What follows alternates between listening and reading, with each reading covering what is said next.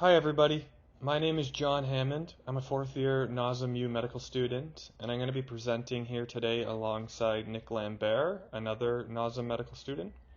We did a project with Dr. Voutsidakis on breast cancers with intermediate ER expression, and we're very excited to be here today to share that project with you. So thanks for having us, and we'll get right into it.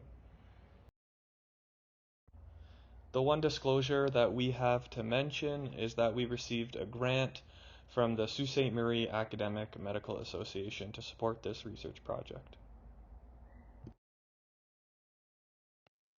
Regarding the background, we wanted to mention that breast cancer is the most prevalent women's cancer, representing almost one-third of cancers diagnosed in women.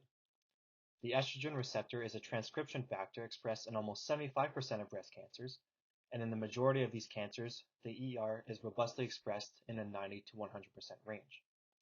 With that being said, there is a group of ER-positive breast cancers that express the receptor in the 11 to 89% range, called intermediate.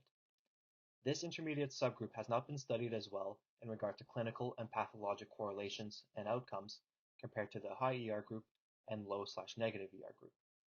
The purpose of our project is to examine the intermediate ER group to find out baseline patient characteristics, actual tumor characteristics, outcomes, and how these all compare to the other ER groups with the hope of providing new understandings of this subgroup. For the methodology, we retrospectively reviewed almost 1,200 medical records of all breast cancer patients treated at our cancer center over a period of 8 years. The patients were grouped according to the level of ER expression, either negative/low, intermediate, or high, and then the three groups were compared regarding tumor characteristics and outcomes. Alright, I'm going to take us through the results section of the study, which can be viewed in the two middle charts along with the Kaplan-Meier curve on the right. So to give an overview, there were 794 patients who met inclusion criteria.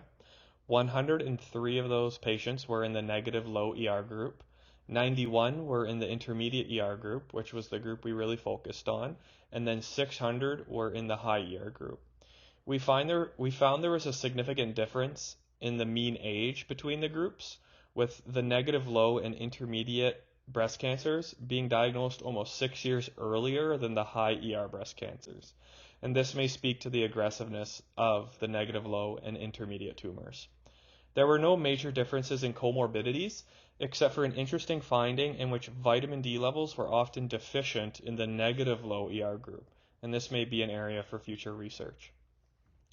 Regarding tumor characteristics, we found statistically significant differences between the groups in regards to stage and grade, with the negative low and intermediate breast cancers more likely to be stage 4 and to have a higher grade, typically grade 3. Another interesting result was the significant difference between HER2 positivity rates in the three groups. The intermediate ER group actually had the highest rate of HER2 positivity at 36%. So this information may help guide future treatment, which we will talk about in the discussion section.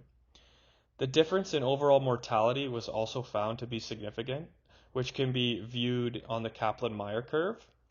The high ER breast cancers had a 12% mortality rate compared to 23% mortality rate in the intermediate group and a 29% mortality rate in the negative low group. There was also a statistically significant difference in recurrence rates between the three groups, with recurrence only occurring in 8% of the high ER cancers, 16% in the intermediate group, and 29% in the negative low group. So now moving into the discussion, we wanted to summarize a few points to wrap things up. The first is that breast cancers with intermediate ER expression do exhibit distinct characteristics and are often associated with high-risk features, and their prognosis tends to be worse compared to the strong ER-positive tumors. These findings are consistent with a few other studies that examined intermediate ER breast cancers, which do carry important clinical implications. One of which is that alternative therapies are needed for these cancers, and opportunities do arise, for example, with the increased expression of the HER2 receptor, which can be effectively targeted with monoclonal antibodies like trastuzumab. We also wanted to mention that other targets revealed from genomic studies may improve the prognosis of these cancers in the near future.